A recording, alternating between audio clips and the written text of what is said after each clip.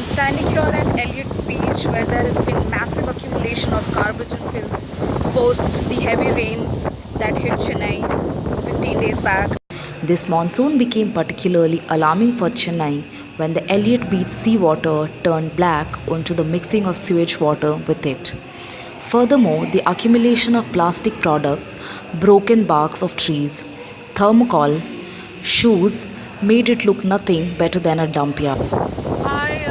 I am not aware of how things work here. I don't know if there's some department of the government that looks after public health and cleanliness of the beach. I can say, from my perspective as a tourist, that of course it is not nice to see. It's very heartbreaking. It's just one of its main attractions, and it's certainly not attractive to come to the beach to walk.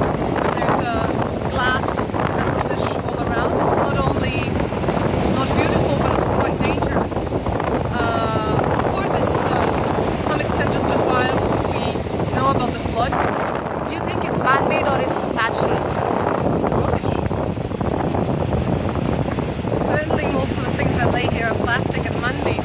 The first problem that I came to know was people's livelihood was affected adversely in the vicinity of my and the drainage sewage water was mixed with the normal rainwater, and people had to walk through that.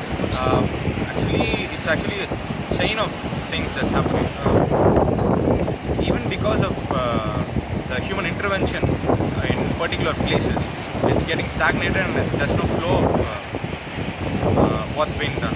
Everyone has to participate. So, how do we overcome this hazardous problem? Is this man-made or natural?